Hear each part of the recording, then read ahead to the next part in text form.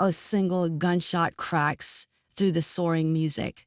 In a private, velvet-lined balcony, a figure crumples.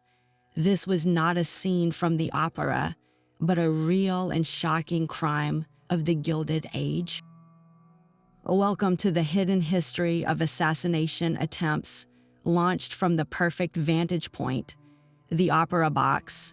This is a world where royal scandals and the lives of fabulously wealthy heiresses collided with bullets and betrayal. By the end of this deep dive, you will uncover the true stories of how the most exclusive seats in the house became the most dangerous. How did a private box offer the perfect cover for murder? And why would a duchess diamond necklace make her a target in her own loge? The answers lie in a thrilling mix of architecture, ambition, and fear. What does it truly cost to be seen in the very center of high society? That single gunshot reveals a chilling truth about the opera house itself. In the 19th and early 20th centuries, the Grand Opera was far more than a venue for music. It was a living, breathing theater of power. Attendance was a mandatory ritual for royalty, political leaders, and the new industrial aristocracy. Every opening night was a carefully choreographed performance of social hierarchy, where who you were was defined by where you sat. And the most coveted seats of all were not on the main floor, but in the private boxes stacked in tiers along the walls, known as loges. These were not simple seats. They were miniature drawing rooms suspended in the air, enclosed by velvet curtains and gilded railings. A private box was a fortress of privilege. It offered its occupants a commanding view of the stage, but more importantly, it placed them on display for the entire audience to see and envy. The curtain at the front of the box could be drawn for privacy, creating a secluded world within the crowded theater. This combination of visibility and seclusion created a uniquely dangerous paradox. For a member of the elite, the box was a sanctuary. For an assassin, it was the perfect hunting blind. Imagine the vantage point. From a shadowed loge, a person had an unobstructed, elevated view of other boxes across the hall. They could study their target's movements, their routines, their security detail, all while hidden behind their own curtain. The social codes of the opera house granted access. An assassin disguised as a nobleman, a servant, or even an admirer could potentially gain entry to the labyrinthine corridors behind the boxes, the very spaces designed for private conversation and discreet encounters. And then consider the impact. An attack in such a place was not just a murder. It was a symbolic strike at the heart of the establishment, witnessed by the very class it sought to terrorize. The spectacle was immediate and devastating. The music would stop. A scream would echo in the sudden silence. Panic would ripple through the crowd of society's most powerful people. In that moment, the opera box transformed from a symbol of ultimate security into a stage for the ultimate crime. The architecture of power had been weaponized against itself. This paradox of visibility and vulnerability made the opera box a magnet for a very specific kind of assailant. The target list reads like a who is who of the Gilded Age elite. Monarchs and heads of state were, of course, prime candidates. To shoot a king in his private box was not merely to kill a man. It was to shatter the divine right of kings before a live audience of his own court. The message was brutal and immediate. Your power cannot protect you here. but the scope extended far beyond royalty. Industrial titans, the new American emperors of steel and railroads, were also in the crosshairs. For a disgruntled former employee or a radical idealist, cornering a billionaire like Andrew Carnegie or John D. Rockefeller in his plush loge was a chance to strike at the heart of capitalist excess. The box itself, paid for with unimaginable wealth, became the backdrop for a violent critique of that very wealth. And then there were the heiresses, the glittering princesses of this new aristocracy.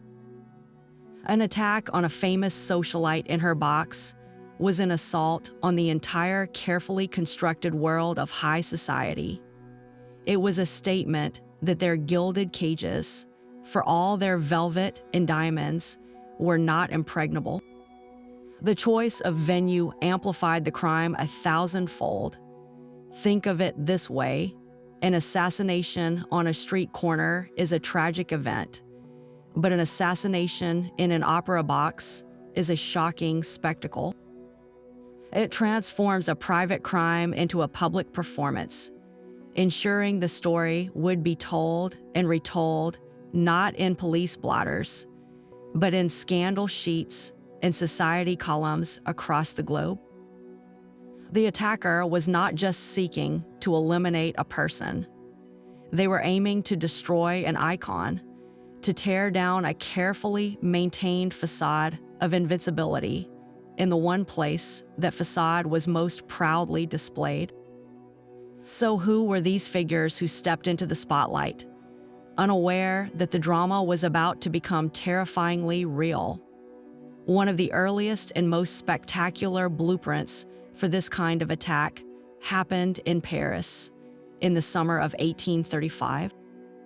King Louis-Philippe I, the so-called citizen king, was reviewing a military parade along the Boulevard du Temple.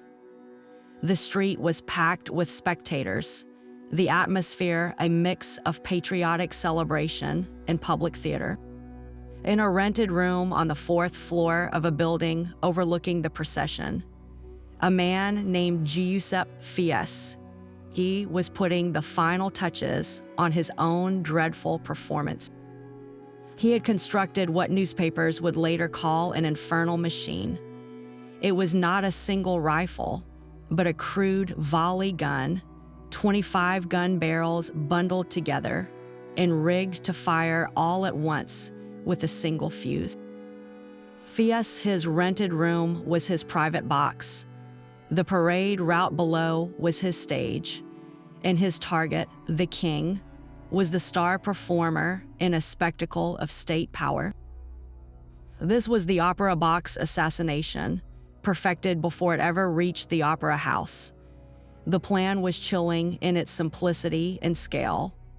From his concealed, elevated position, Fies, he had a perfect, unobstructed line of sight.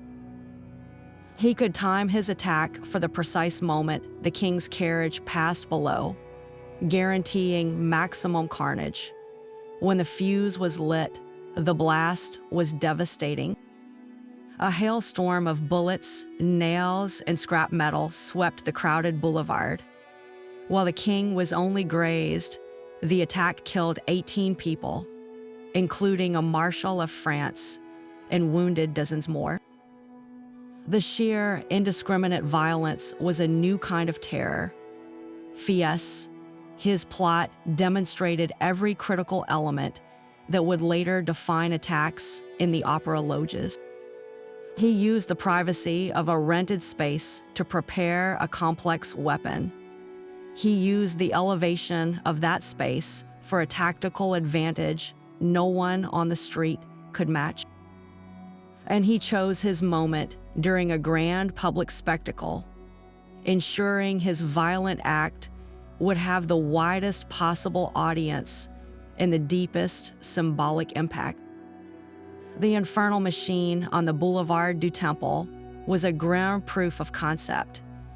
It showed that in an age of public ceremony, The most dangerous place to be was often the most visible, and the safest place to attack was a private room with a view. If a simple rented apartment could become a fortress for an assassin, what then of a plush, curtained theater box, designed for secrecy and granted by social privilege? The stage was now set for the drama to move indoors. The Boulevard du Temple was transformed in an instant from a scene of celebration into a charnel house. Screams of terror and agony replaced the martial music as the smoke cleared to reveal a scene of horrific carnage. 18 people lay dead in the street, their bodies torn apart by the blast of shrapnel and nails. Dozens more were wounded, many maimed for life. King Louis-Philippe miraculously suffered only a minor graze on his forehead, but his narrow escape did little to soften the political shockwave. The citizen king, who had styled himself as a monarch for the people, had been attacked by a weapon designed to slaughter the people themselves. The public outrage was immediate and ferocious, not just at the perpetrator, but at a government that had failed to protect its citizens during a national celebration. The social contract, that unspoken agreement between the ruler and the ruled, seemed to lie bleeding on the cobblestones alongside the victims. The response from the state was swift and merciless, designed to reassert control through a spectacle of absolute justice. Giuseppe Fieschi and his two co-conspirators were quickly captured, tried, and sentenced to death. Their execution was a public event meant to cauterize the wound of the attack. In a grim echo of Fieschi, his own theatrical violence, the three men were brought to the guillotine before a massive crowd. The blade fell not once, but 3 times, a brutal and final performance meant to restore order. Yet, even as the state sought closure, the deeper damage was done. Fieschi's infernal machine had achieved something far more dangerous than killing a king. It had demonstrated with horrifying clarity a new template for terror. He proved that a single individual, armed with ingenuity and a concealed vantage point, could orchestrate mass casualty violence against the highest levels of society during their most public moments. This was the terrifying precedent. It moved political violence out of the realm of duels and lone assassins and into the age of the coordinated, indiscriminate attack. Every monarch in Europe now had to look at their own public balconies, their own parade routes, their own opera boxes, and see not a platform for their glory, but a potential sniper's nest. The private room with a view was now officially a security nightmare.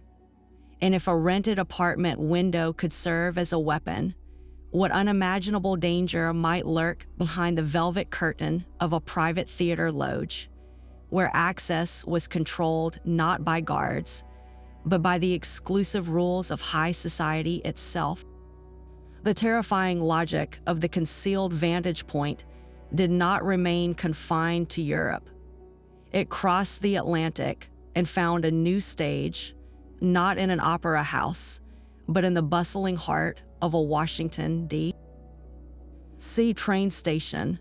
Here, in July of 1881, a failed lawyer and delusional office seeker named Charles J. Guiteau would act out his own tragic political drama with President James A. Garfield as his unwilling co-star. Guiteau's weapon was a simple pistol, but his mindset was pure theater. He did not see himself as a common murderer.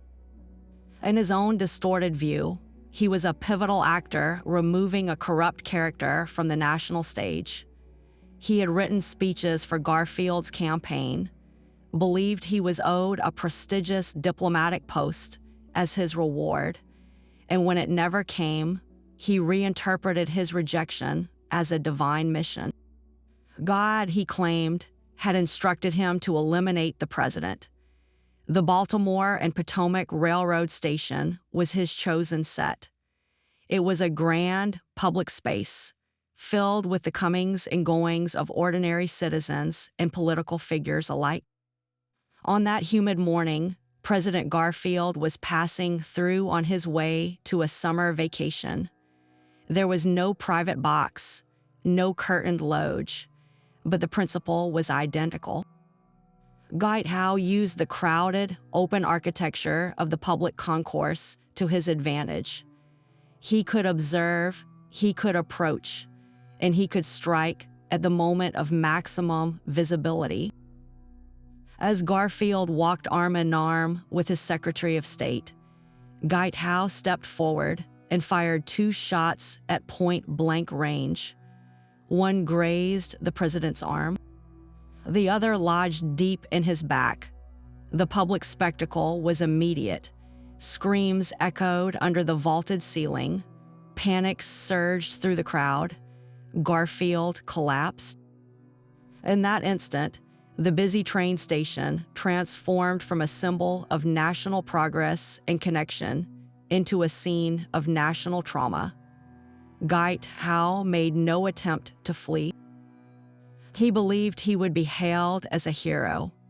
He was, in every sense, performing for an audience, awaiting the applause he was certain would come from a grateful public. Instead, he was seized by police. The attack itself was only the beginning of a longer, more agonizing act. President Garfield did not die quickly. For 80 grueling days, the nation watched as teams of doctors, using unsterilized instruments and probing fingers in a desperate search for the bullet, essentially infected the wound.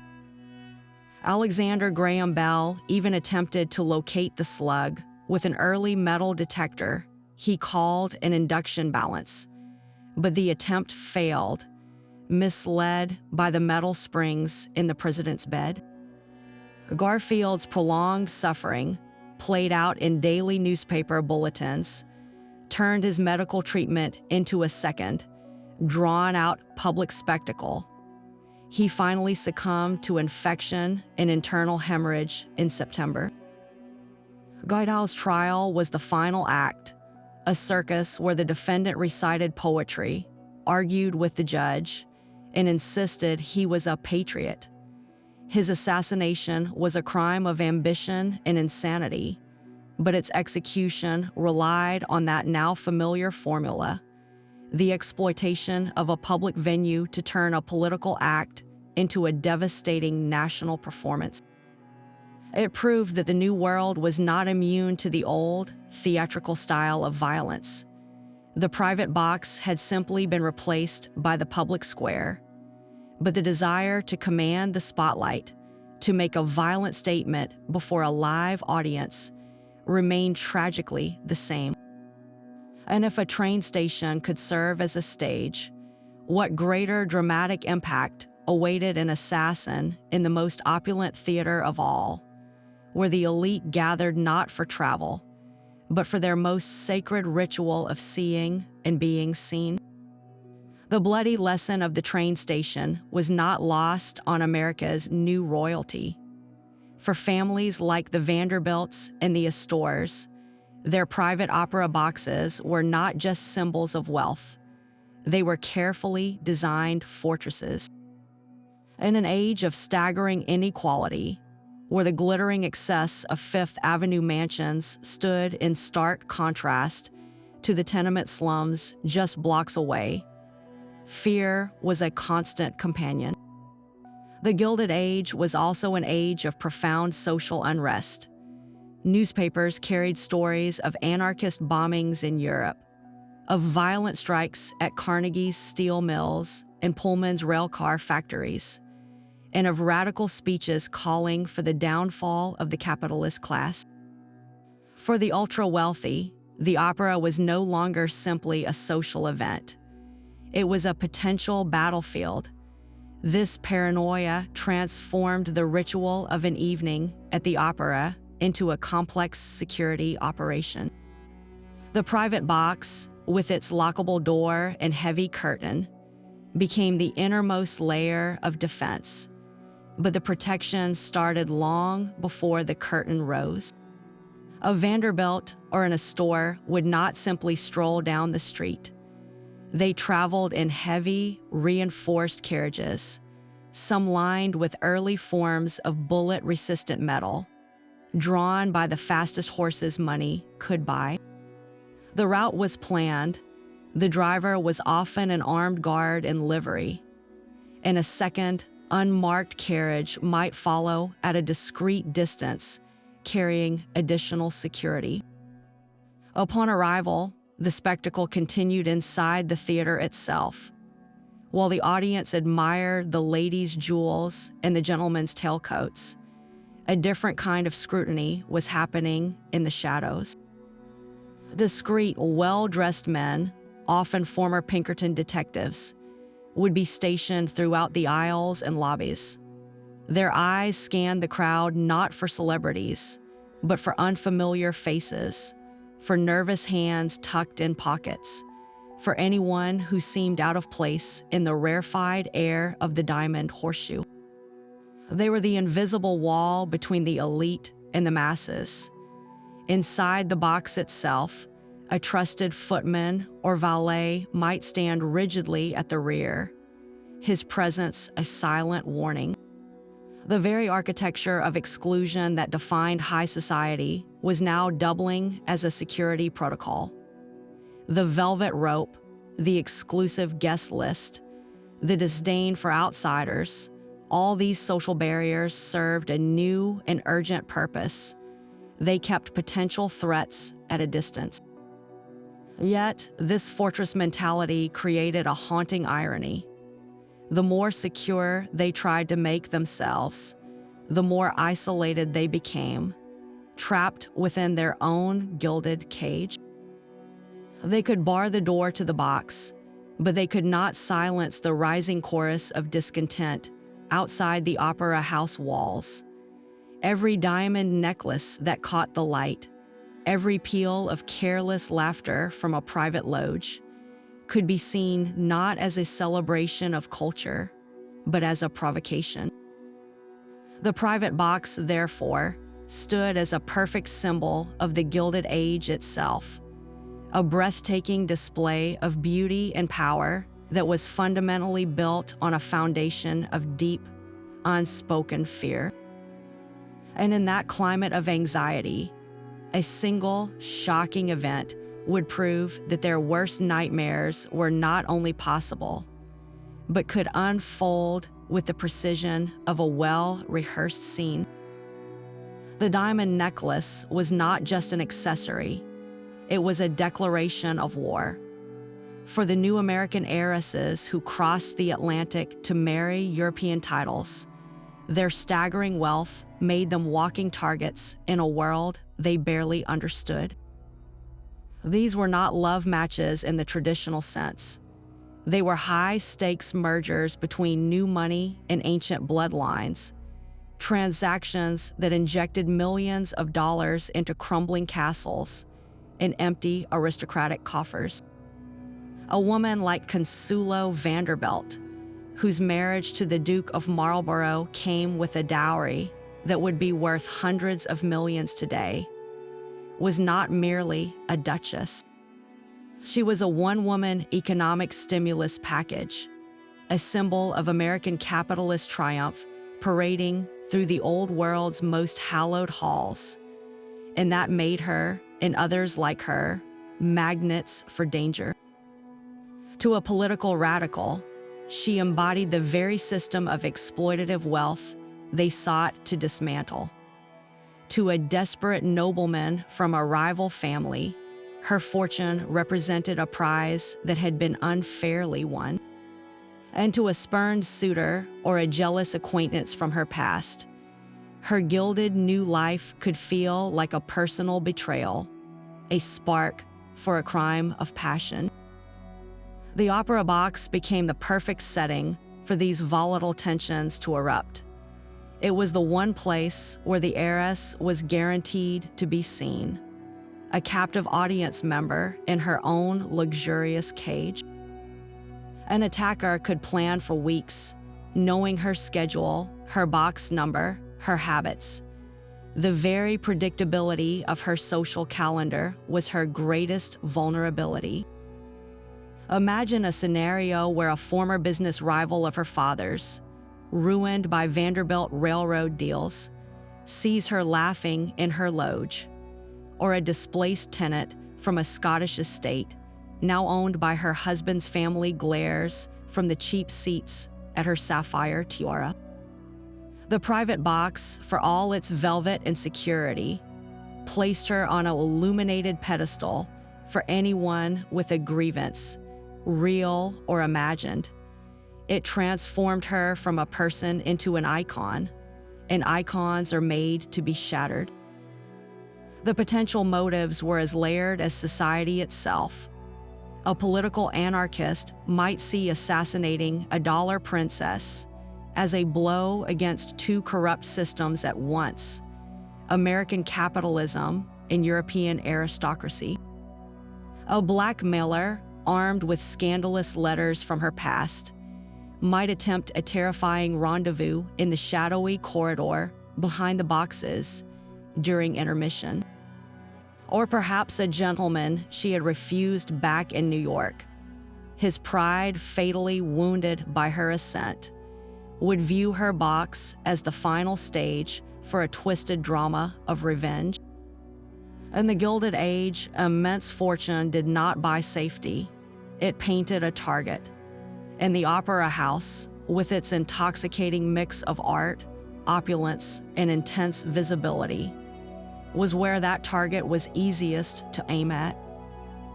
The diamond necklace was a declaration, and Consuelo Vanderbilt wore its weight every single night. As the Duchess of Marlborough, her life was a masterpiece of public performance, yet behind the gilded frame was a prison of profound loneliness. Her marriage to the Duke was a transaction, coldly arranged by her formidable mother, Alva Vanderbilt, to secure a title for American money.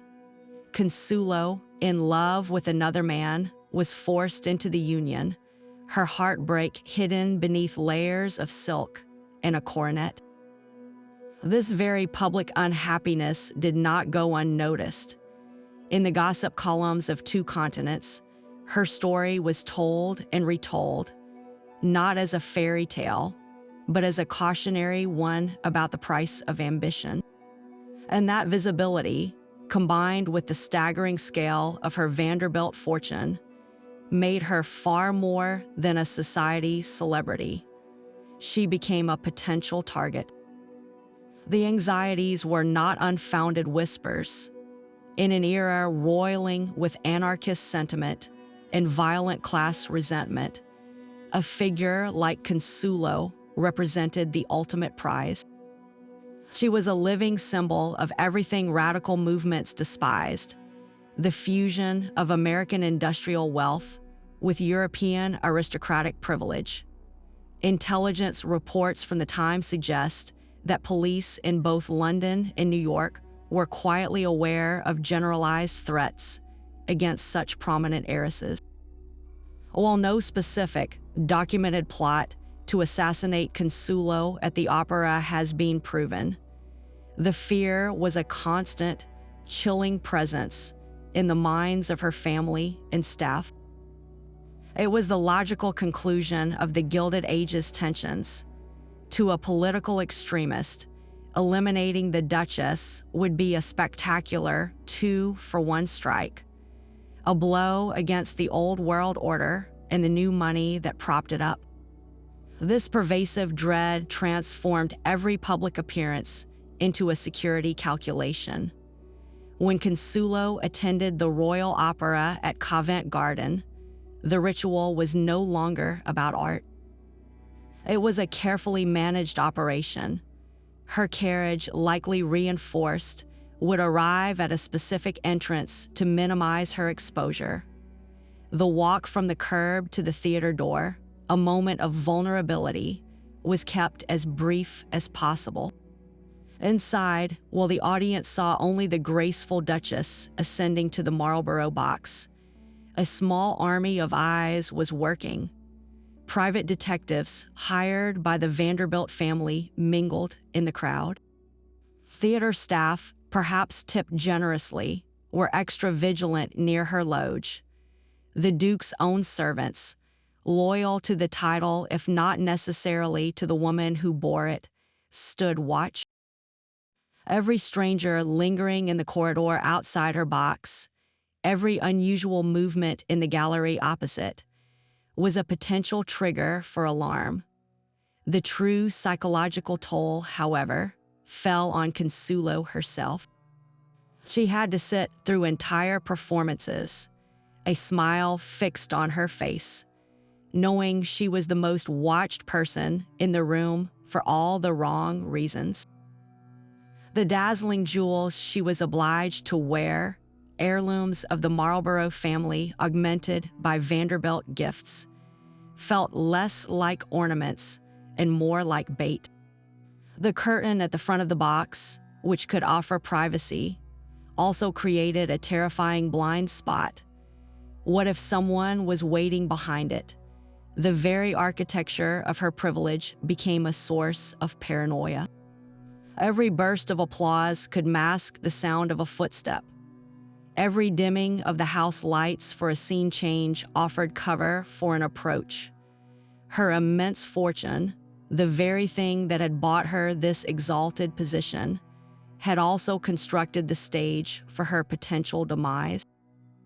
This was the cruel paradox of the Gilded Heiress. She was trapped in a narrative she did not write, her personal unhappiness amplifying her symbolic value as a target.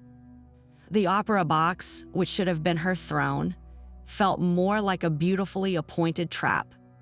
And while Consuelo Vanderbilt would ultimately escape her marriage and forge an independent life of meaning, the shadows that followed her in those early years were very real. They proved that in the theater of high society, the greatest threat sometimes did not come from a stranger in the crowd, but from the blinding spotlight of one's own gilded life. If this was the anxiety for those who were merely threatened, what then of those who actually faced the bullet? The grand staircase was a gauntlet of judgment. Every opera night, the elite descended into a glittering arena, their arrival timed for maximum visibility. Silks rustled, diamonds flashed under the gaslight chandeliers, and a forest of jeweled lorgnettes rose in unison, not to see the stage, but to inspect each other. This was not a prelude to art. It was the main event, a ruthless public audit of wealth, fashion, and social standing. From the moment her carriage door opened, a duchess or an heiress was on a clockwork schedule, performing a ritual so rigid it stripped away all spontaneity, and with it, all security.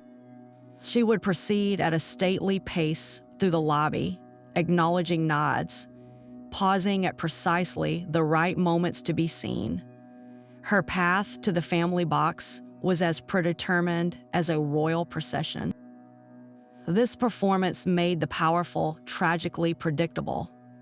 Anyone with a cheap ticket to the upper gallery, or even a determined stranger loitering outside the theater, could map a target's entire evening. They knew what time she would arrive, which door she would use, the number of her private loge, and even the likely moment she would draw her curtain back for intermission.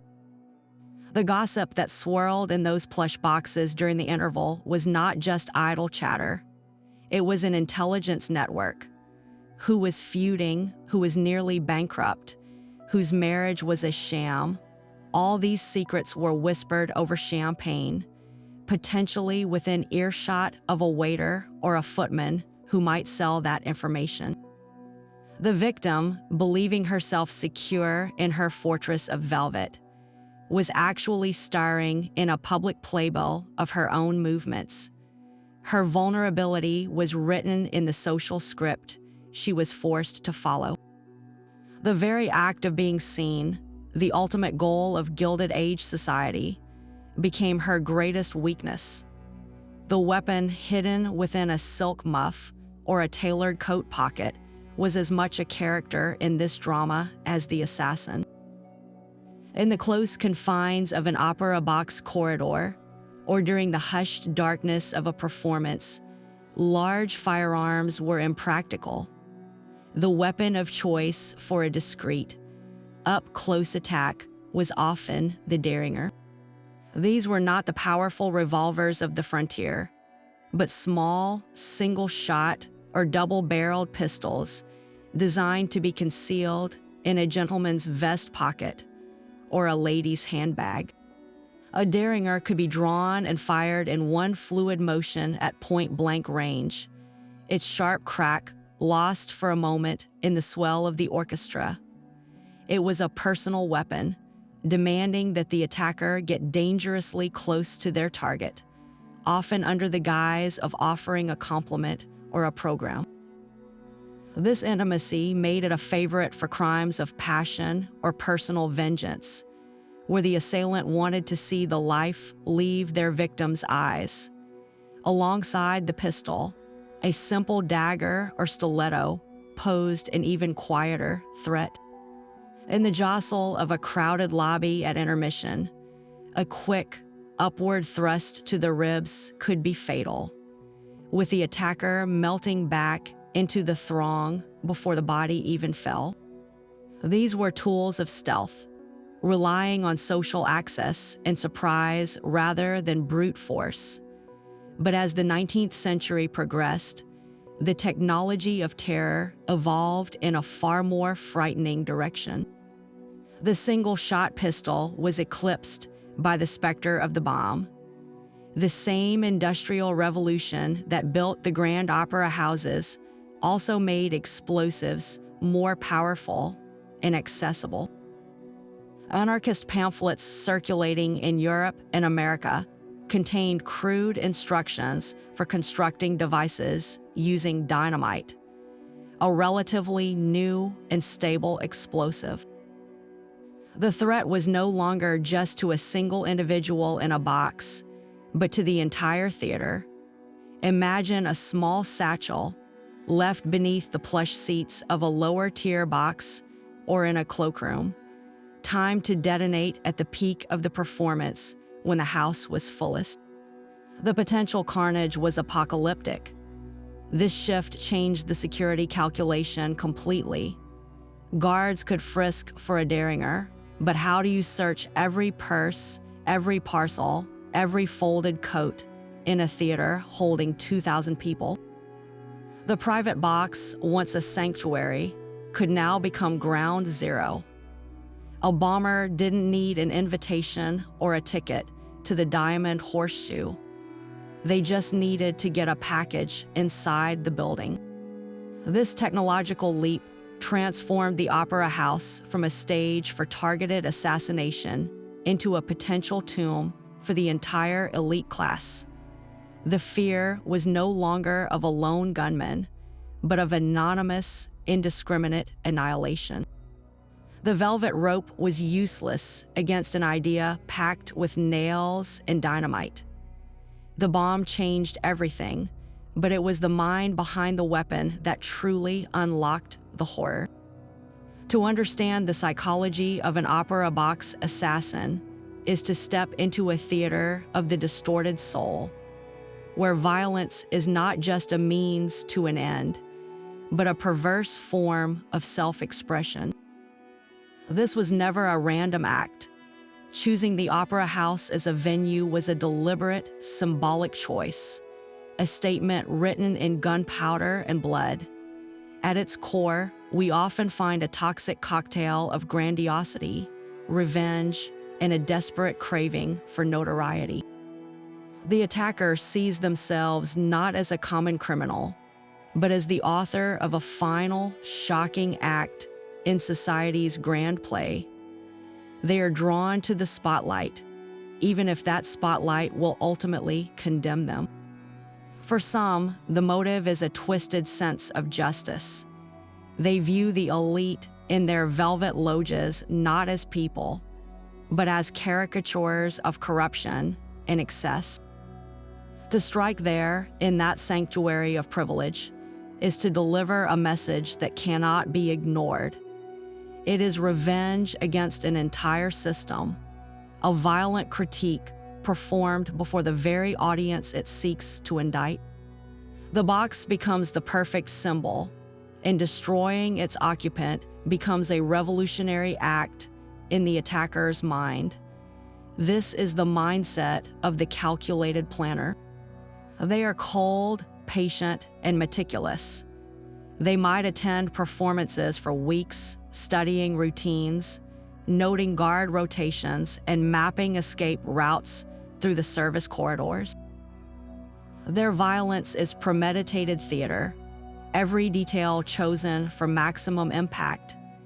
They want the world to watch, to understand their grievance, to be forced to confront the message behind the murder.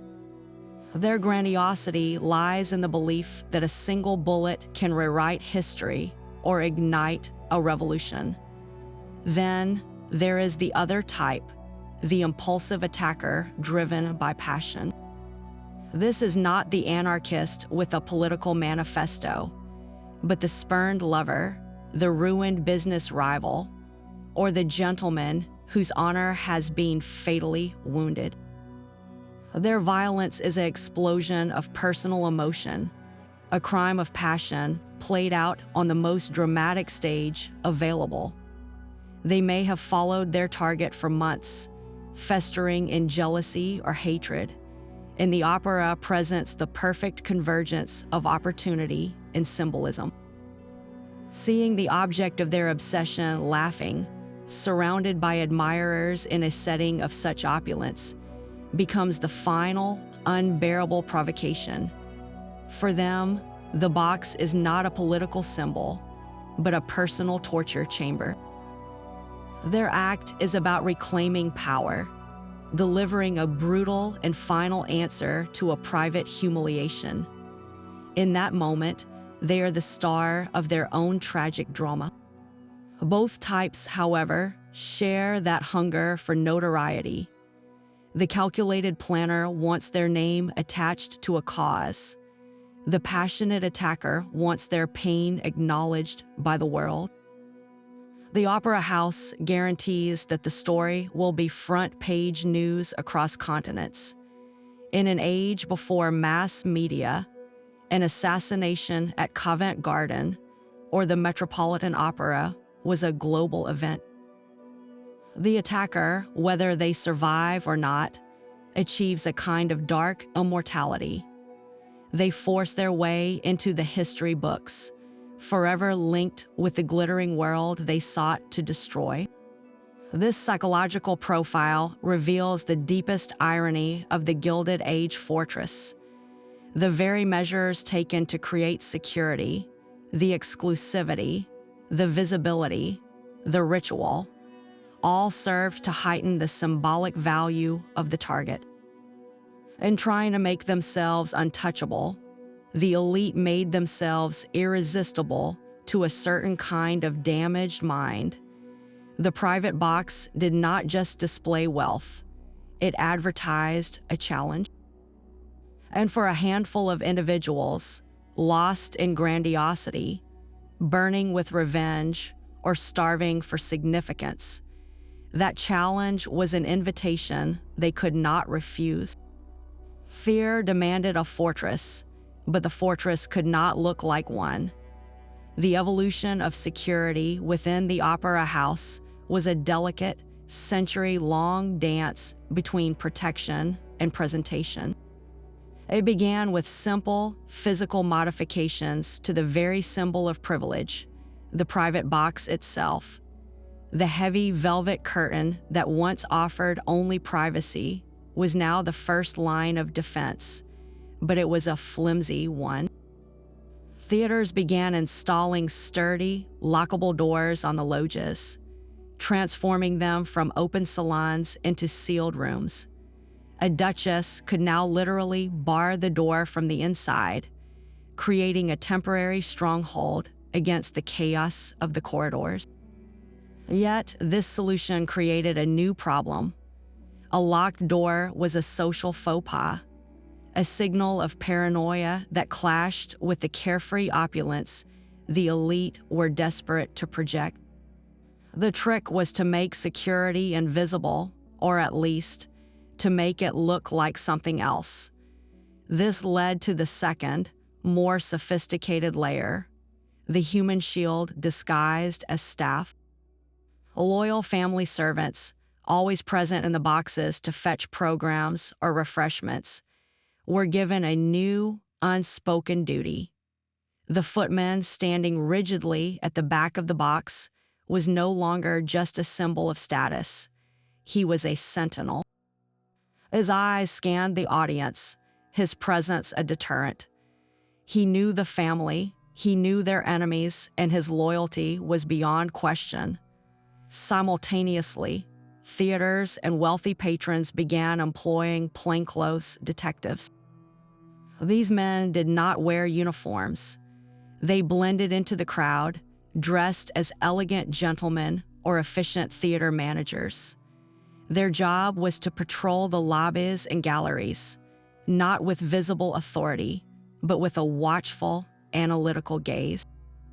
They looked for the man whose eyes never left a specific box, for the person who seemed overly interested in the service entrances, for any face that did not belong to the regular social orbit.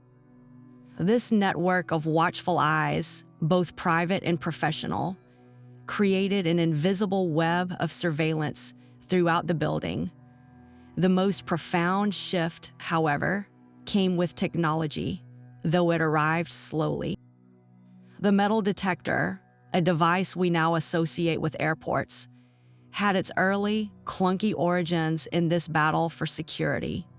Following high-profile shootings, some theaters in the late 19th and early 20th centuries experimented with primitive electromagnetic screening at employee entrances.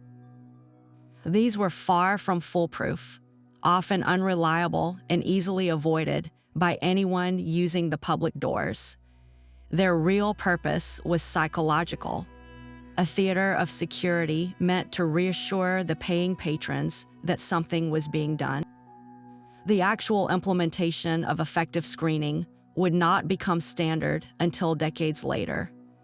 But the idea was born from the specific fear of the concealed derringer or dagger in the opera house. Every new measure, from the lock on the door to the detective in the aisle, highlighted the central, unresolvable tension.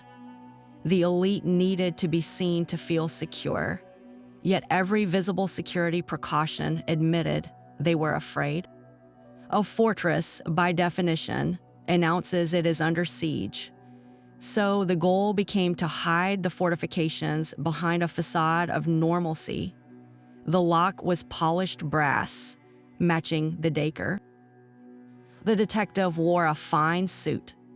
The security was woven into the tapestry of the event itself, a silent acknowledgement that the greatest performance of the night might not be on the stage, but in the maintenance of an illusion, the illusion of effortless, untouchable safety. How did this unspoken war of shadows finally erupt into the light? When did the hidden fears become a public, bloody reality? The locked box door was a frail defense against an idea that recognized no borders. Across Europe and America, a new and terrifying philosophy was taking root, one that preached action over words, violence as a political statement. This was the era of propaganda of the deed, a radical anarchist doctrine that believed a single, spectacular act of assassination could ignite mass revolution. Its adherents formed a shadowy, transnational network, united by ideology rather than nationality, and their targets were not just local officials, but any symbol of state power, anywhere. This movement did not confine itself to opera houses.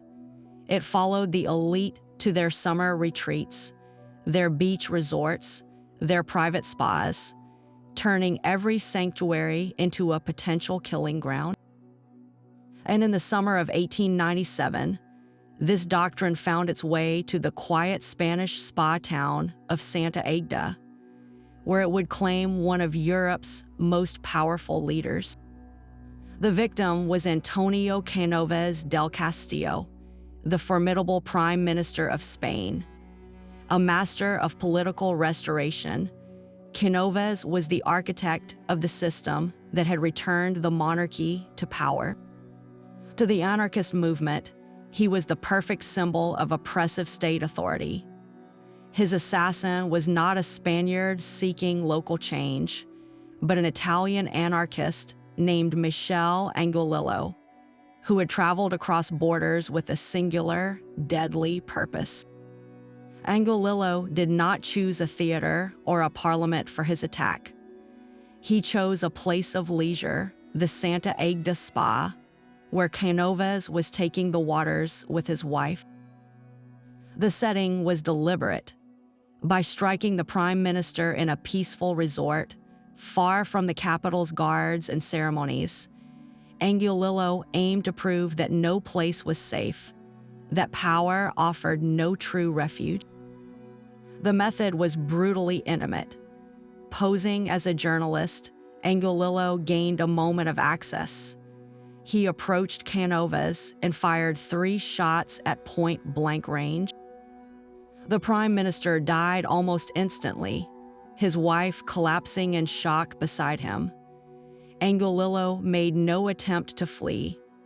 He saw his act not as a murder, but as a justified execution, a piece of political theater performed for a global audience. The Santa Agda attack was a seismic event. It demonstrated that the propaganda of the deed was not an abstract threat, but a mobile, international campaign of terror. An Italian could assassinate a Spanish leader at a Basque spa. A French anarchist could target an American industrialist. A network of shared ideology made every leader in the Western world a potential target, regardless of location. This realization sent a paralyzing chill through the ruling classes of Europe and America. If a guarded prime minister could be killed while on holiday, what safety did a Vanderbilt or a Rockefeller have in their opera box? The private spa and the private loge were now understood as part of the same vulnerable landscape. They were stages where the powerful let their guard down, where ritual and relaxation created predictable patterns.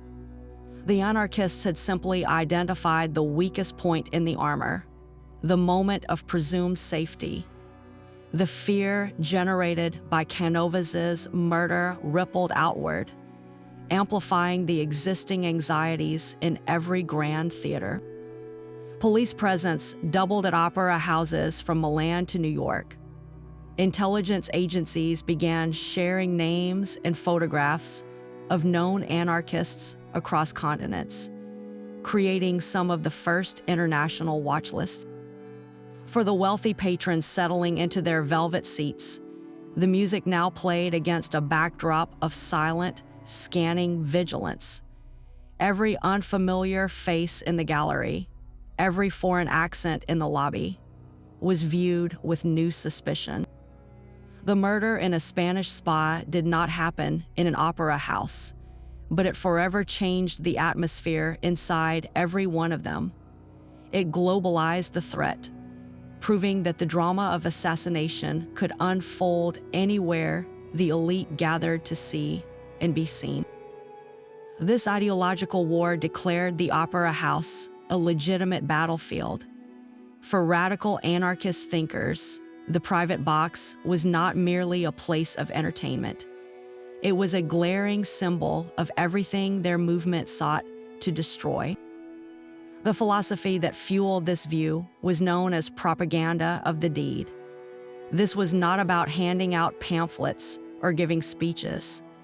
It was a belief that direct, violent action against the pillars of society was the most effective way to awaken the masses and hasten the collapse of the state. Theorists like the Italian Enrico Malatesta argued that acts of targeted violence would expose the fragility of power and inspire the oppressed to rise up. And who better to target than the so-called leisure class, caught in the act of their most conspicuous idleness? The opera was the perfect stage for this grim performance. Here, the wealthy did not work. They displayed. They consumed art funded by the labor of thousands, while dressed in jewels that could feed entire city blocks. In the Anarchist manifesto, this was not culture. It was theft made visible. Writings from the period are chillingly explicit. Pamphlets circulated across Europe and America did not just critique the system. They provided a moral justification for attacking its figureheads wherever they gathered. The spa, the racetrack, and especially the opera house were singled out as arenas of corrupt privilege. To strike there was to shatter the illusion of their divine right to safety and pleasure. It was to deliver a message that their wealth could not buy them a separate peace from the suffering they were seen to ignore.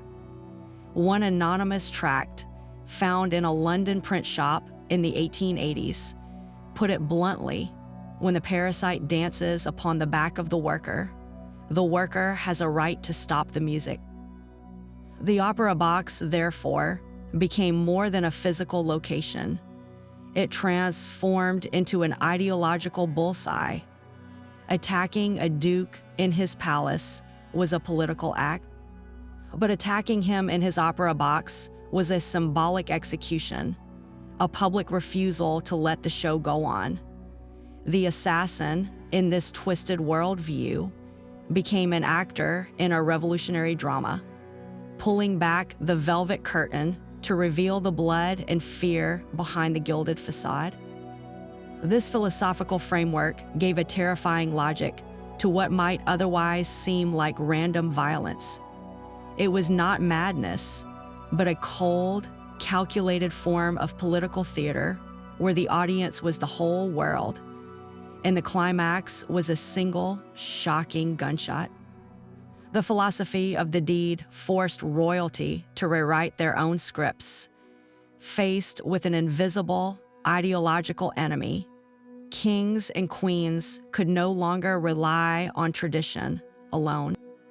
Their response was a secret war of architectural deception and personal disguise, turning the opera house into a fortress in plain sight. Some monarchs chose the path of maximum secrecy, attending performances incognito. This was not a simple matter of wearing a hooded cloak. It was an elaborate operation. A king like Ludwig II of Bavaria, the reclusive Swan King, was known to attend the opera in Munich, not in the royal box, but in a completely separate, anonymous private loge, often arriving after the lights dimmed and departing before the final curtain call. His face was unknown to the general public, allowing him to blend into the wealthy crowd, a ghost in his own theater. This practice transformed the royal patron into a phantom, his enjoyment of the arts contingent on his complete disappearance from the public eye. For other rulers, the solution was not to hide themselves, but to harden their surroundings. Specific boxes were structurally reinforced without altering their opulent appearance. Walls might be lined with thin sheets of steel behind the silk damask. The gilded balustrade at the front could be subtly thickened with bullet-resistant materials. More ingenious were the hidden escape routes. Certain royal lodges, particularly in theaters across the German states and the Austro-Hungarian Empire, were built with discreet, locked doors at the rear that led not to the public corridor, but to a private staircase. This staircase would descend directly to a secure, enclosed courtyard where a carriage could wait, with the horses already harnessed. In the event of a threat, the royal party could vanish in moments, leaving a stunned audience in an empty, bewildering box. This architectural sleight of hand meant the most visible seat in the house was also a carefully concealed panic room. The theater itself became a partner in the illusion of royal invulnerability. Then there was the strategy of misdirection, employing decoys or look-alikes. On nights when intelligence suggested a heightened risk, a trusted aide or a guardsman bearing a vague resemblance to the monarch might be dressed in similar court attire and prominently seated in the royal box, drawing all eyes and potentially any attack. The real ruler would watch from a different, undisclosed location within the theater, a spectator to their own staged presence. This chilling tactic treated a human being as expendable scenery, a sacrificial pawn in the theater of security. It acknowledged a grim truth, that the symbol of the crown was sometimes more important to protect than the individual who wore it. Yet for some sovereigns, the psychological cost became too high. Britain's Queen Victoria, after the devastating death of her beloved Prince Albert in 1861, withdrew from almost all public spectacles, including the opera, for decades. Her prolonged seclusion was driven by profound grief, but it also conveniently removed her from the vulnerable, predictable circuit of royal appearances. In a time of rising anarchist sentiment, her absence from the balcony and the box was, in effect, the ultimate security measure. She simply refused to perform. Each of these responses, from hidden escape routes to complete withdrawal, reveals a profound shift. The opera was no longer a celebration of sovereign power. It was a calculated risk, a diplomatic engagement where the art on stage was secondary to the silent, high-stakes drama of survival unfolding in the shadows of the royal lodge. A single gunshot could echo across the globe by morning. In the Gilded Age, the telegraph and the penny press transformed a local tragedy into an international sensation with breathtaking speed. Newspapers did not merely report on assassination attempts in opera boxes.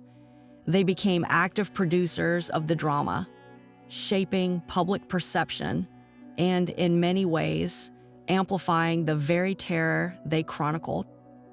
For the burgeoning middle class, who would never receive an invitation to a private lodge, these stories offered a forbidden glimpse behind the velvet curtain, a mix of horror and fascination served with their morning coffee. The reporting was rarely dry or factual. Editors understood that fear sold papers, and the opera house provided the perfect setting for a sensational melodrama. Headlines screamed in thick black type, declaring the box a slaughterhouse of the elite or a den of aristocratic intrigue. The victim was not just a person, but a symbol, and the crime was framed as a thrilling chapter in an ongoing social war. This sensationalism reached its peak in the detailed, often macabre illustrations that accompanied the articles. In an era before photography was commonplace in print, artists' renditions were paramount.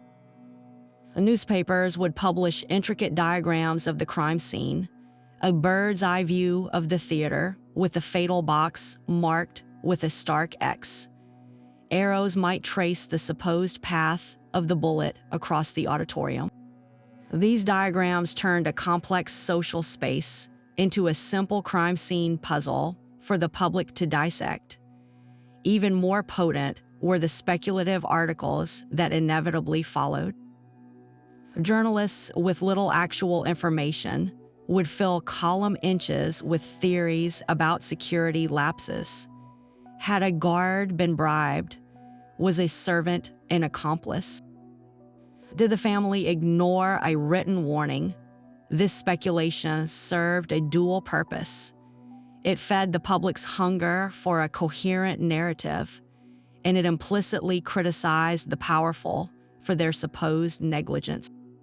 The message was clear. Even the mighty could be brought low by their own arrogance and poor planning. The media's treatment of these events created a self-perpetuating cycle of fear and fascination. Each new report, whether about a real attack or a rumored plot, reinforced the idea that the opera house was an inherently dangerous place. For the wealthy reader, this constant drumbeat of threat validated their paranoia and justified their escalating security measures. For the ordinary citizen, it created a thrilling, almost cinematic narrative where the mighty were perpetually on the brink of a fall. The press turned the private box into a public theater of anxiety, where every performance was shadowed by the ghost of a potential headline. In doing so, they didn't just report on the Gilded Age's fears. They became essential architects of them, proving that the story of an assassination could be almost as powerful and as profitable as the act itself. A monarchy itself was the target, and King Umberto I of Italy wore its crown like a magnet for bullets. His reign, beginning in 1878, was a turbulent chapter marked by social unrest, colonial wars, and a government that responded to protests with brutal crackdown. To the growing anarchist movement, Umberto was not just a king. He was the personification of a repressive state. This made him a prime candidate for the propaganda of the deed, and the attempts on his life would bookend the closing years of the 19th century, illustrating a terrifying escalation in determination. The first attempt came in 1897 as the king's carriage paraded through the streets of Rome. A young anarchist named Pietro Acquirito lunged at the carriage with a dagger, but he was quickly subdued by guards before he could strike the monarch. The attack failed, but its message was chillingly clear. The king's public movements were being watched, and his vulnerability was an open secret. This failed dagger thrust, however, was merely a prelude. It would take an assassin who had crossed an ocean to finish the job. That man was Gaetano Bresci, a weaver who had emigrated from Italy to Paterson, New Jersey, a hotbed of Italian anarchist activity in America.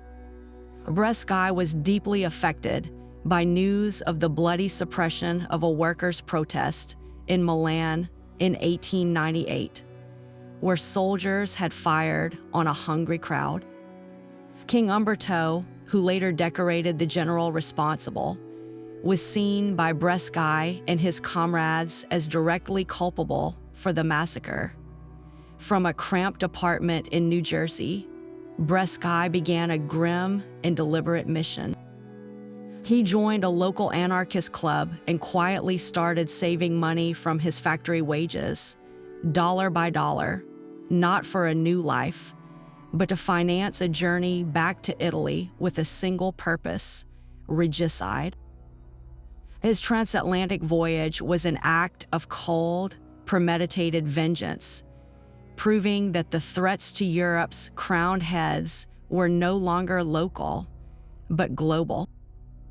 An assassin could be forged in the factories of America and dispatched across the sea, carrying a grievance and a pistol. Bresci did not choose an opera house. He chose another venue of royal spectacle, a sporting event in the town of Monza, where King Umberto was presenting awards at a gymnastics competition.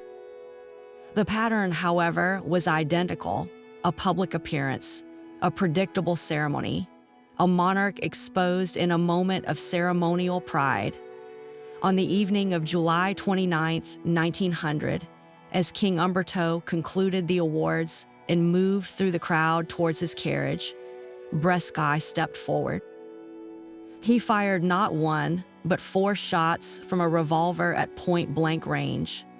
The king was hit 3 times and died within minutes. Bresci made no attempt to run. He was immediately seized, his mission accomplished. His journey from a New Jersey textile mill to a royal assassination in an Italian town was the ultimate proof of the anarchist network's deadly reach. It demonstrated that an attacker could plan for years, traverse continents, and strike with a patience and resolve that no palace guard could easily anticipate. The Monza shooting sent a shockwave through every royal court in the world. If a king could be killed so easily at a local sporting event, then no public appearance, whether at the opera, the racetrack, or a village fete, could ever be considered safe again. The security of sovereigns was now a global puzzle, and the pieces were scattered across oceans, in the hearts of disaffected immigrants nursing old world hatreds with new world determination. Bresci's bullet did more than end a reign. It announced that geography was no longer a shield. Her jewels felt like a beacon in the darkened theater. For a Gilded Age heiress, this was the central, agonizing dilemma of her public life. Attendance at the opera was not a choice. It was a compulsory duty for maintaining her family's social standing and her own relevance in a brutally competitive world. Yet every appearance in that illuminated box felt like stepping onto a firing range. Her solution was not to withdraw, but to become a master of defensive choreography, turning her social performance into a subtle art of survival. The first rule was to avoid predictability at all costs. A clever socialite would deliberately vary her schedule. She might attend the opening night of one production, but then skip the next 2 performances, only to appear unexpectedly on a quiet Wednesday evening. She would use different theater entrances, arriving sometimes through the grand public foyer for maximum visibility, and other times slipping in through a private, unmarked door used by performers or staff. Her carriage would never follow the same route twice. This constant, calculated irregularity was meant to frustrate any observer trying to establish a pattern, turning her social calendar into a moving target. Even her adornment became a tactical decision. On nights when the risk felt palpable, perhaps after a threatening letter or amid news of anarchist activity abroad, the spectacular diamond parure would remain in the vault. She would wear simpler pearls or a modest hair comb, trading brilliance for a measure of anonymity in the crowd. Her wardrobe, too, could serve as camouflage, choosing darker, less reflective fabrics that did not catch the light as she moved through the lobby. But the most important shield was human. She never traveled to the opera alone. She moved within a protective coterie, a carefully selected group of friends, family, and trusted admirers who formed a living barrier around her. This was not a random gathering, but a strategic formation. A burly brother or a retired military uncle would walk at her side, his presence a physical deterrent. Her closest female friends would flank her, their wide skirts and constant chatter creating a buffer zone in crowded spaces. Even her seating in the box was arranged for security, placing her in the center of the group, furthest from the aisle and the curtain, surrounded by loyal bodies. Every laugh, every gesture was performed within this fortress of companionship. The performance was exhausting, a double role where she had to be both the glittering star and the vigilant stage manager of her own safety. She smiled through the overture while her eyes, hidden behind a fan, scanned the opposite balcony. She applauded the tenor while her mind tracked the footman's position by the door. This was the hidden cost of her station, a life spent perpetually calculating the balance between being seen enough to matter and being visible enough to die. In the end, her greatest protection was the very society that put her at risk, its unspoken codes and watchful members forming a gilded cage that was, for all its dangers, still a cage. The grandest theaters in the world were also the most tempting stages for terror. Let us take a virtual tour behind the velvet ropes of these iconic venues, where every private loge holds whispers of a possible plot. First, the Palais Garnier in Paris, a masterpiece of Second Empire opulence. Its very foundations are steeped in dark legend, from the Phantom of the Opera to the real-life chandelier crash that inspired that tale. For the aristocracy of the Third Republic, its boxes were nests of political and romantic intrigue, but also of profound vulnerability. Anarchist bomb plots targeting other Parisian landmarks in the 1890s cast a long shadow over Garnier's grand staircase. The theater's immense, labyrinthine interior, with its hidden passages and miles of corridors, was a security nightmare. A would-be assassin could theoretically disappear into its bowels, using the same service routes as the stagehands, emerging at will near any of the 197 private boxes. It was a building designed for spectacle, where every shadow could conceal a threat. Cross the Alps to Milan's Teatro alla Scala, the spiritual home of Italian opera. For generations, its Loggiani, the high gallery where the most passionate fans sit, has judged the fate of tenors and sopranos. But in the boxes below, a different kind of judgment was feared. During the turbulent years of the Risorgimento and the later anarchist wave, La Scala was a pressure cooker of nationalist and revolutionary sentiment. A monarch or a government minister attending a premiere was surrounded not just by admirers, but by potential enemies. The theater's tradition of political demonstrations, where audiences would shout down a performance to make a point, proved that the crowd's energy could turn on a dime. Security relied on a deep understanding of Milan's complex social factions, with informants likely placed among the box holders and the cloakroom attendants, watching for the slightest sign of organized dissent that might turn violent. In London, the Royal Opera House at Covent Garden presented a unique challenge. British royalty were less flamboyant than their continental cousins, but no less exposed. The assassination of Prime Minister Spencer Perceval in the Houses of Parliament in 1812 had already proven that even the heart of government was not safe. By the late Victorian era, the royal family's appearances at the opera were exercises in controlled visibility. The royal box was strategically positioned and heavily guarded, but the true security lay in the theater's social stratification. The strict hierarchy of British society acted as a filter. Anyone in the expensive stalls or the boxes had, in theory, been vetted by the unspoken rules of class and connection. Yet this also bred a dangerous complacency. The greatest perceived threat often came not from a foreign anarchist, but from a gentleman gone mad, a disgraced army officer, or a ruined aristocrat who still possessed the credentials to gain access, his grievance festering behind a stiff upper lip.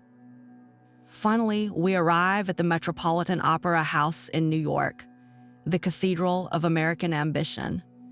When it opened on Broadway and 39th Street in 1883, it was a direct challenge to European cultural supremacy, funded by the very industrial fortunes that made their owners targets.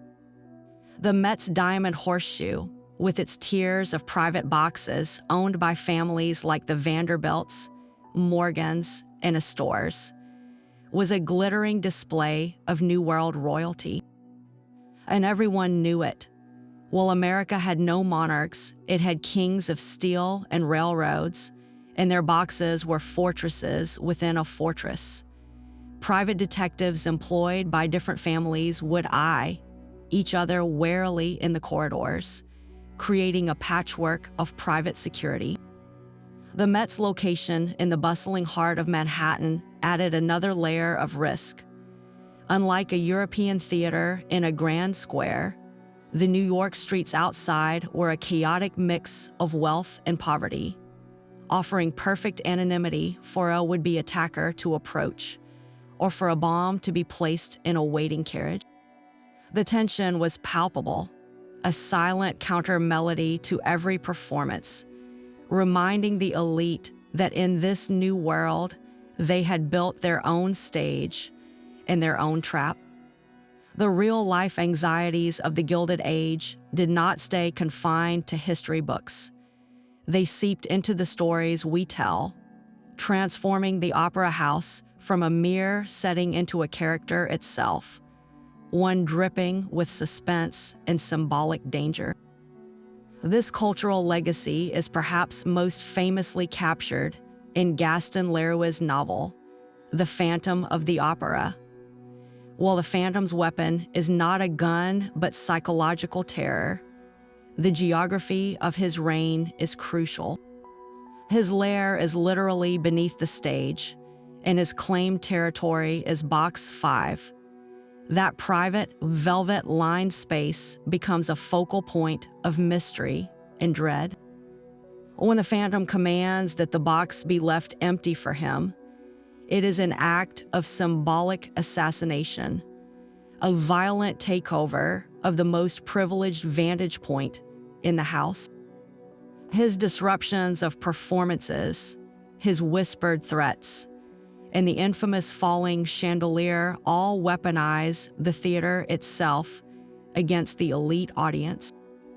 Leroux, writing in the early 20th century, was channeling the very real public fascination with what could go wrong in those hallowed, exclusive spaces. The novel translates the fear of anarchist bombs and unseen gunmen into a gothic tale of a deformed genius, but the core terror is identical. The sanctuary of high culture is violently breached. This trope flourishes in historical fiction as well. Numerous novels set in the Victorian and Edwardian eras use the opera box as a pressure cooker for scandal. A clandestine meeting between spies might be arranged in the shadowy back corridor of a loge. A blackmail note could be slipped into a ladies' program during intermission. The moment the lights dim for the performance is the perfect cover for a whispered threat or the passing of a secret document. The drama on stage becomes ironic counterpoint to the more dangerous drama unfolding in the private boxes. In these stories, the opera house is not just a backdrop. It is an amplifier of human emotion, where passions like jealousy, ambition, and revenge are heightened by the grandeur and tension of the surroundings. The contemporary television series, The Gilded Age, understands this power perfectly. While not centered on assassination, the opera house is repeatedly used as the ultimate arena for social warfare. Securing a box at the Academy of Music, and later at the New Metropolitan Opera, is depicted as a life or death matter for a family's social standing. The characters don't just attend the opera, they launch campaigns there. A deliberate snub from one box to another can be as devastating as a financial crash. The threat is not of physical violence, but of social annihilation, which in that world could feel just as fatal. The series uses the opera's architecture, the sightlines between boxes, the rustle of gowns in the lobby, to visualize the intricate, cutthroat hierarchy of the era. Every glance across the auditorium is loaded with meaning. Every entrance is a calculated performance. This creative legacy proves a profound point. The collective memory of the opera box's danger was so potent that it became a permanent fixture in our cultural imagination. Whether through the phantom's haunting, a novelist's conspiracy, or a television writer's social intrigue, the message endures. That elevated, enclosed space will forever represent the precarious pinnacle of power, a place where the view is magnificent, but the fall from grace, or worse, is always just one dramatic act away. Whispers in the cloakroom often held more truth than the headlines. For every successful assassination that shattered the peace of an opera house, there were dozens of plots that never reached the stage, shadowy rumors that sent private detectives scrambling and made society hostesses clutch their pearls a little tighter. These near misses, the attacks that almost were, reveal the constant, humming background noise of fear that defined the era. Take the formidable J.P. Morgan, the colossus of American finance. His presence in his Met box was a symbol of raw, unchecked capitalist power, making him a prime target for anarchist ire. While no verified attempt on his life at the opera is documented, the threats were persistent and credible enough to shape his behavior. Intercepted letters, passed from police in Europe to counterparts in New York, sometimes mentioned his name alongside dates of major social events. Morgan, a man who understood risk better than anyone, took them seriously. His security was a fortress of discretion, employing bodyguards who were masters of blending in, and his movements were notoriously unpredictable. The rumor itself became a form of psychological warfare, forcing the Titan to view his own cultural rituals through a lens of constant threat. The opening night of an opera season was the most dangerous night of the year. This was when the entire social firmament was on display, a galaxy of wealth and title gathered under one roof. For an assassin or a bomber, it represented a target of unparalleled symbolic value. Intelligence agencies and private security firms treated these nights with wartime preparedness. In the days leading up to a gala premiere at Covent Garden or the Metropolitan, detectives would quietly re-interview theater staff, checking for any new hires or any employee facing sudden financial trouble.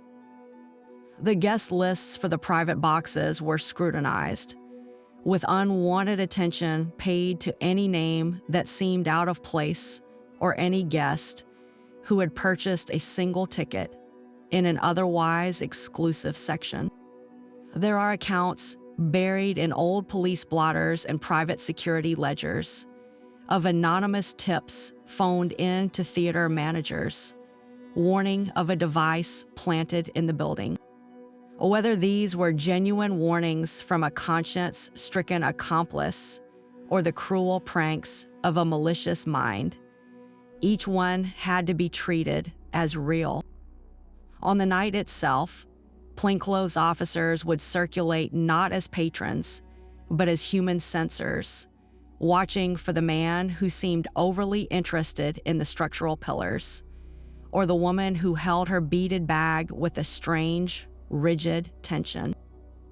Perhaps the most chilling near misses involved not public figures, but the socialites themselves. The archives of families like the Astors contain hints of this silent siege. A lady might receive an ominous, unsigned note delivered to her townhouse in the days before a performance, suggesting she would be wiser to plead a headache and stay home. A diamond necklace left on a dressing table during intermission might be found slightly moved, with a single stone pried loose, not stolen, but left as a mocking demonstration of access. These were psychological attacks designed to erode the feeling of safety within the gilded cage.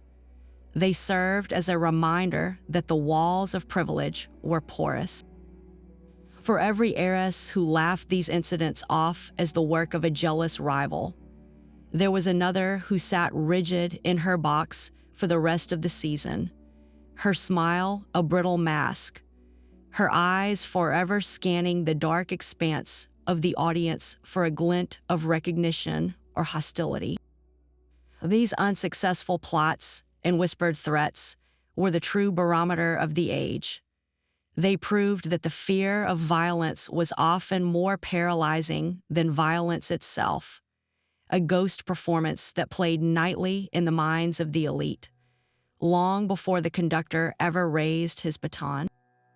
The ghost of the 19th century assassin never truly left the building. It simply upgraded its methods, and so did the guardians of the powerful.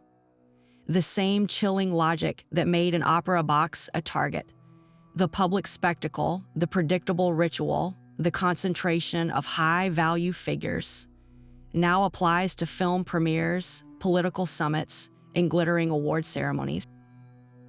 Today's red carpet is the direct descendant of the grand staircase, and the modern security detail has evolved into a silent, high-tech science, building invisible walls where velvet ropes once hung. The core mission remains unchanged: to protect a symbol in a crowd, but the tools are drawn from a playbook written in blood over a century ago. The first, most critical layer is no longer a locked door, but a digital phantom threat assessment. Long before a dignitary's motorcade arrives, analysts are scouring a global sea of data. They monitor social media for troubling rhetoric, track the travel patterns of known agitators, and run the names of every staff member and guest through international databases. This digital dragnet attempts to see the plot before the planner ever leaves their home, a preemptive strike against the kind of transnational conspiracy that sent Gaetano Bresci across the Atlantic. The perimeter itself has become a fortress of light and data. Where a lone footman once watched a corridor, a networked array of high-definition cameras now performs automated facial recognition, scanning thousands of faces per minute against watch lists. License plate readers log every vehicle in a 10-block radius. Sensors can detect the chemical signature of explosives or the radioactive glow of a dirty bomb. The secure zone is no longer just the theater, but an entire city block, a temporary sterile bubble created for a single night. Inside, the human element remains, but it is enhanced. Plainclothes agents still mingle with the crowd, their earpieces connected to a command center watching a bank of monitors.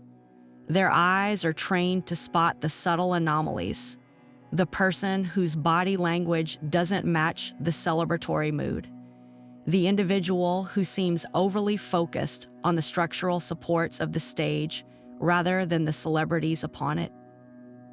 Even the route taken by a VIP from their car to their seat is a masterpiece of controlled exposure, a path cleared and secured moments before they step into view, minimizing their time in the vulnerable transit spaces that proved so deadly in train stations and spas.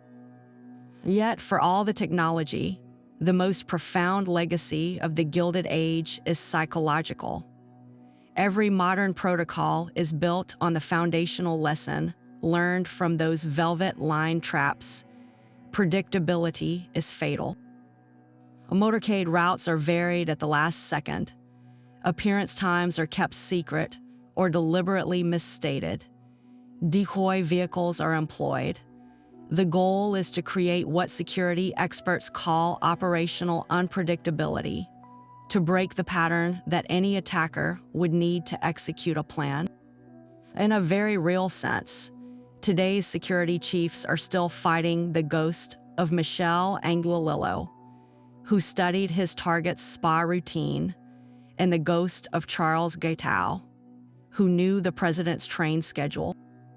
They are ensuring that the modern stage, for all its lights and cameras, never offers the same perfect, fixed vantage point that a private opera box once did. The spectacle continues, the audiences still gather, but the performance of safety has become the most complex and secretive production of all. That final, chilling evolution from private box to digital perimeter reveals a timeless truth. The opera box assassination attempt was never just about a single bullet or a lone madman. It was the explosive climax of a deeper, ongoing drama, one where the stage was set by three irresistible forces colliding. First, the opera box itself, that gilded paradox. It was the ultimate symbol of privilege, a velvet fortress designed to elevate its occupants above the common crowd, to make them both spectators and the main attraction. Yet, in that very act of elevation and enclosure, it created a fatal vulnerability. It made the powerful predictable, visible, and trapped within a ritual everyone could observe. The box was a sanctuary that doubled as a cage, a throne that also served as a bullseye. Second, this tension sparked an endless, secret war between spectacle and security. The elite needed to be seen to maintain their power, but every visible guard, every locked door, admitted they were afraid. Their entire social world became a performance of invulnerability, while behind the curtain, they lived in a state of calculated paranoia. They employed decoys, built hidden escape routes, and varied their routines, all to maintain the illusion of effortless safety.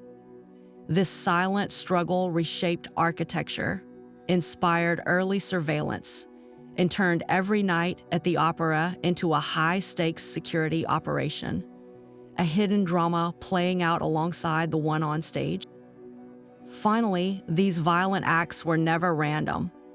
They were sharp, bloody reflections of their turbulent times. They channeled the seismic political shifts of the 19th and early 20th centuries, the rage against monarchy, the fury at industrial inequality, the transnational reach of anarchist ideology. A bullet fired in a Milanese box or a bomb plot whispered about in Paris was never just a crime. It was a political statement, a violent piece of theater intended to shatter the old order before a captive audience of its most loyal supporters. So why does this niche of history, where royalty, scandal, and violence meet under a crystal chandelier, hold such enduring fascination? perhaps because it represents storytelling in its purest, most dramatic form. It combines the allure of true crime with the opulence of high society and the high stakes of political revolution. It is a tale where the setting is a character, where architecture dictates fate, and where a single moment can unravel centuries of tradition. These stories remind us that history is not just about treaties and battles, but about human drama in all its terrifying grandeur. They show us the precise moment when the mask of power slips, revealing the raw fear and ambition beneath. Which of these stories left you most stunned? Was it the cold calculation of the international assassin, the tragic vulnerability of the Gilded Heiress, or the sheer theatricality of a plot hatched in the shadows of the Grand Tier? Share your thoughts below, and if you know of another scandal where history and high society violently collided, tell us that story too. The echoes of that final gunshot still resonate in the corridors of power, a reminder that history's most gripping stories are often whispered behind closed doors. If you were captivated by this journey into the shadowed world of opera box intrigues, there is so much more to uncover. For deep dives into the secret lives, shocking scandals, and hidden dramas of royalty and heiresses, make sure you subscribe to the channel and tap the notification bell. You will not want to miss what we explore next. Our upcoming story involves a desperate gamble that stunned 2 continents, the tale of a celebrated Gilded Age heiress who orchestrated her own terrifying disappearance. What drove a woman who had everything to stage her own kidnapping, and how did a single, overlooked clue unravel her entire elaborate scheme? The truth is even stranger than the headlines. Until then, remember, the most dazzling facades often hide the darkest secrets.